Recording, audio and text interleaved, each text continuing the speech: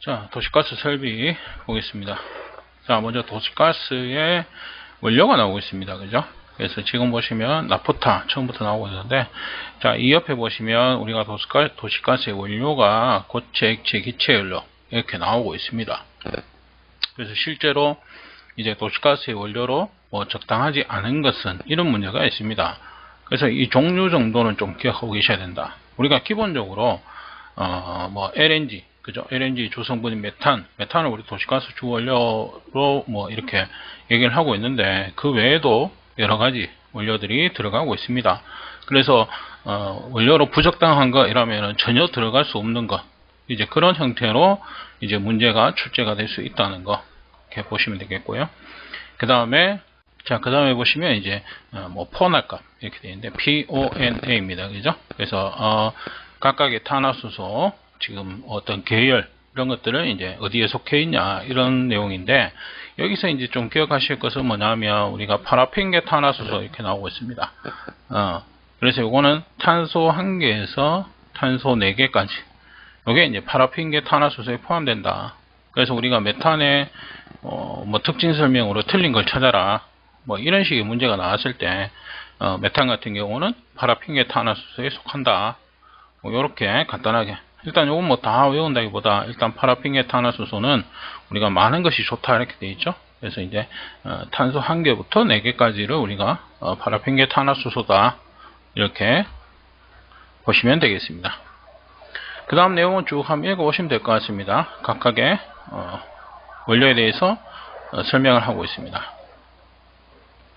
자, 그 다음에 액화천연가스 우리 LNG죠. LNG 가장 중요합니다. 그죠? LNG, LPG 그 내용이 가장 중요하죠. 네, 그래서 천연가스를 마이너스 162도씨까지 냉각 액화한 것이다. 그죠? 액화 천연가스입니다. 그죠? 자, 그 다음에 LNG는 천연가스를 깨끗하게 전처리한 것을 우리가 액화한 것이다. 이렇게 되어 있습니다. 그 다음에 LNG의 성질. 자, 요거는 무조건 외우셔야 되겠죠. LNG의 성질. 자, 먼저 무독, 무공해의 청결한 가스로 발열량이 높다. 발열량이 높기 때문에 우리가 연료로서 사용한다. 이런 내용이죠. 그 다음에 폭발 범위, 폭발 한계 5에서 15%, 연소 속도가 느리다. 공기보다 가벼워서 누설 시 바닥에 치료하지 않는다. 그래서 우리가 그 대부분의 LNG의 주 성분 이렇게 했을 때 우리가 메탄을 보통 얘기를 하고 있습니다. 메탄. 그래서 메탄 자체가 우리 분자량 따지면은 16g이죠. 16g. 그래서 공기보다 가벼워서 바닥에 체류하지 않는다. 그러니까 LPG 같은 경우는 프로판과 부탄은 공기보다 무거운 가스입니다. 그죠? 그 다음에 LNG는 메탄이 주 성분을 이루고 있다. 이렇게 되어 있죠. 그 다음에 에탄, 프로판, 부탄 등 포함되어 있다. 그러니까 LNG 우리가 LPG도 들어가 있을 수 있고 일부 이런 것들이 조금씩 들어가 있을 수 있다는 거죠. 근데 주 성분, 그죠? 주 성분, LNG를 이루고 있는 주 성분은 메탄이다. 이렇게 보시면 되겠습니다. 그래서 건성가스는 그 대부분이 메탄으로 되어 있고, 습성가스는 메탄과 에탄 이렇게 두 가지로 볼 수가 있다. 이런 내용이 되겠습니다.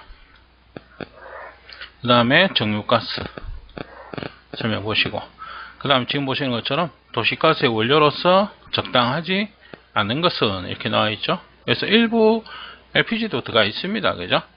그 다음에 나프타, 내추럴 가스, 그죠?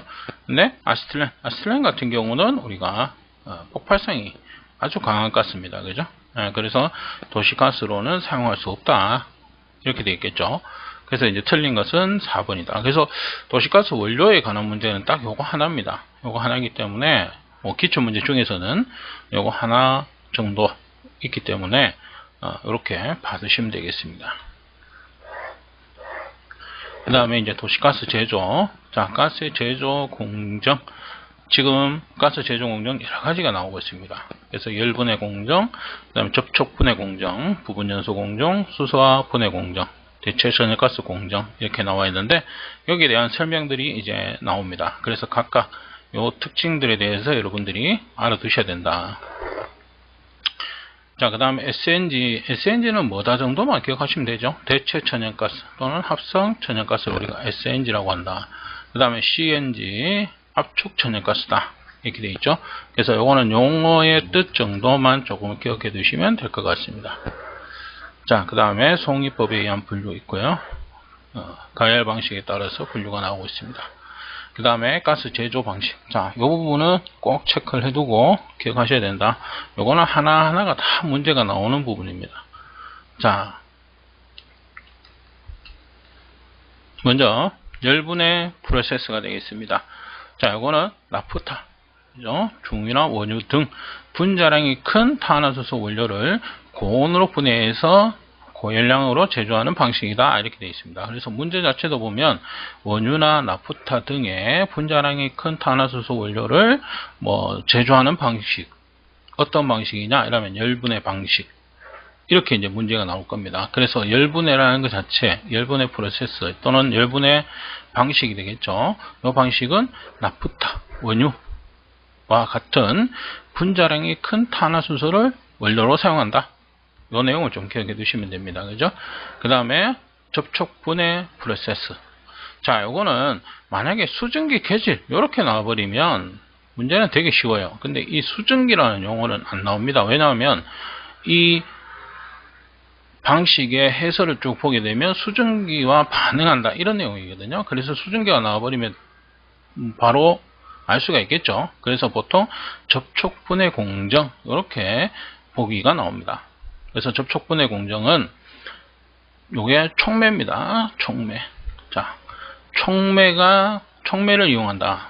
그죠? 그 다음에 탄화수소와 수증기와 반응한다, 이렇게 되어 있습니다. 그래서 접촉분해 공정은, 접촉분해는 촉매를 이용한다. 그래서 촉매라는 용어, 그 다음에 탄화수소와 수증기, 그죠? 그래서 이제 수증기 계질 이렇게 얘기하고 있습니다.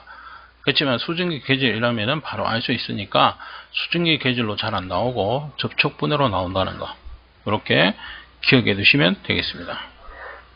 그 다음에 이제 부분 연소 이렇게 나오고 있습니다. 자, 산소 또는 공기 및 수증기를 이용해서 메탄수소, 일산화탄소, 이산화탄소 등을 변환하는 방법이다, 이렇게 설명이 나오고 있는데, 자, 이건 뭐냐면 기본적으로 원료, 그죠? 원료에다가 우리가 소량의 공기 또는 산소를 혼합을 합니다. 혼합을 해서 아주 단순하게 얘기하자면 원료의 일부를 연소시킵니다.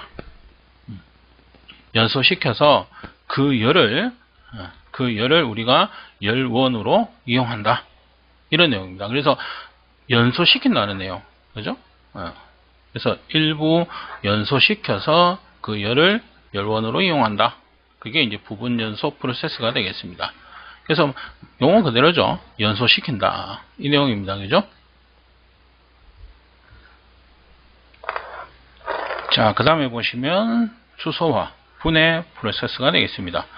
자, 수소 기류 중 탄화수소 원료를 열분해 또는 접촉 분해해서 메탄을 주성분으로 하는 고열량의 가스를 제조하는 방법이다, 이렇게 되어 있는데, 이것도 마찬가지인데 수소화 분해의 어떤 특징으로 옳은 걸 찾아라, 이런 문제가 있습니다. 그래서 우리가 메탄을 요 설명 그대로 보기가 나옵니다. 그래서 탄화수소에게 접촉 분해, 그죠? 열분해 또는 접촉 분해입니다. 수소화 분해가 되겠죠. 그래서 분해를 한다, 이거예요. 그래서 메탄을 주성분으로 하는 고열량의 가스를 제조하는 방법이라면은 분해 프로세스, 그죠? 수소화 분해 공정이 되겠습니다. 그 다음에 대체 천연가스 공정. 자, 이건 그냥 한번 읽어보시면 될 것 같고요. 자, 그래서 지금 문제처럼 원유, 나프타 등의 분자량이 큰 탄화수소를 원료로 하고 고온에서 분해해서 고열량의 가스를 제조하는 공정, 이렇게 나오죠. 그래서 아까 첫 번째 나왔던 거 뭡니까? 열분해 프로세스, 열분해 공정이 됩니다. 그죠? 그래서 아까 간략하게 말씀드린 게 열분해는 나프타 원유, 그죠? 또는 큰 탄화수소를 원료로 한다, 이런 내용이었었고, 접촉분해 공정은 우리가 수증기 계질입니다. 그죠? 그래서 촉매를 이용한다. 여기 보시면 접촉분해 공정은 수증기, 탄화수소, 촉매를 이용해서 탄화수소와 수증기를 반응한다. 이 내용이 나오면 접촉분해 공정. 그 다음에 부분연소 공정이라면은 마찬가지 일부, 원료의 일부를 연소시켜서 이렇게 나오죠. 그죠? 요 내용. 그 다음에 수소와 분해 공정. 또 마찬가지 앞에서 보면 뭡니까? 수소와 분해. 분해라는 용어가 들어갑니다. 그죠? 그래서 수소화 분해하는 방법이다. 이런 내용이 나오죠. 그래서 딱 핵심되는 용어를 조금 기억을 해두시면 될 겁니다. 네, 그렇게 하시면 요거는 어떤 공정이다. 그래서 이렇게 나오는 문제가 있고 또는 접촉 분해 공정이다 대한 문제도 있고요. 부분 연소 공정도 있고요. 수소화 분해 공정도 있고 요거는 4개가 그러니까 앞에 있는 대체 천연가스 프로세스를 제외하고 그 4개가 각각의 문제들이 다 하나씩 있습니다. 그게 돌아가면서 나온다 이렇게 보시면 되거든요. 그래서 핵심되는 용어를 조금 매치를 시켜서 기억을 해 두시면 될 것 같습니다. 자, 다음 보실 내용은 가스 공급 방식이 되겠죠. 그래서 공장에서 생산되는 도시가스, 우리가 지하에 매설되어 있는 배관을 통해서 각 사용자에게 공급을 하는데 그 과정을 설명하고 있습니다. 그래서 압력에 의해서 고압, 중압, 저압 이렇게 3가지 방식이 있겠다. 저압 이렇게 나오죠. 그래서 일반 주택의 공급을 주로 할 때 사용하는 방식이다 이렇게 되겠습니다. 그 다음에 중압 이렇게 나오죠. 그래서 도로에 매설된 중압가스 본관에서 직접 건물 내로 공급되는 방식이다. 이런 내용이 나오고 있습니다. 그 다음에 전용 정압기 방식이 있고요. 이거는 그냥 간단하게 한번 읽어보시면 될 것 같습니다. 그죠? 별 내용은 없습니다. 그 다음에 고압 공급 방식. 그죠? 그래서 여기 보시면 이제 고압 공급 방식의 특징 이런 게 나옵니다. 그죠? 압력이 세니까 당연히 뭐예요? 작은 지름의 배관으로 배관 광경은 작아집니다. 그러니까 압력이 커지면 커질수록 배관의 광경은 작아진다. 그것은 이제 어떤 유체든 동일하다 이렇게 보시면 될 겁니다. 그죠? 그 다음에 고압 압송기 및 고압 배관, 고압 정압기 등의 유지 관리가 어려워지고 압송비가 높아진다. 이런 내용이 나오죠. 그래서 특징 정도 간단하게 한번 읽어 보시고요. 넘어가겠습니다. 자, 그래서 저압 공급 방식의 특징으로 틀린 것은 이렇게 나오죠. 이런 걸 한번 읽어보시면 충분히 아실 수 있는 내용이에요. 그래서 수율량의 변동과 거리에 무관하게 공급 압력이 일정하다 이렇게 되어 있는데 저압이기 때문에 거리가 멀어지면 압력은 당연히 줄어듭니다. 그죠? 그래서 이제 고압이든 저압이든 관계는 없지만 기본적으로 저압이기 때문에 거리에 무관하다 이런 내용은 틀린 설명이 되겠죠. 그죠? 그 다음에 천연가스 중앙 공급 방식의 특징에 대한 설명으로 옳은 것은 이렇게 나오는데 단시간에 정전이 발생해도 영향을 받지 않고 가스를 공급할 수 있다. 그죠? 정전 발생해도 우리가 중앙 공급 방식은 압력 감소. 그죠? 압력이 손실되는 어떤 원인이 없는 다음에는 이제 어느 정도 압력이 있기 때문에 공급할 수가 있다. 그런 내용으로 보시면 되겠습니다. 자, 일단 여기까지 이번 강의 마치도록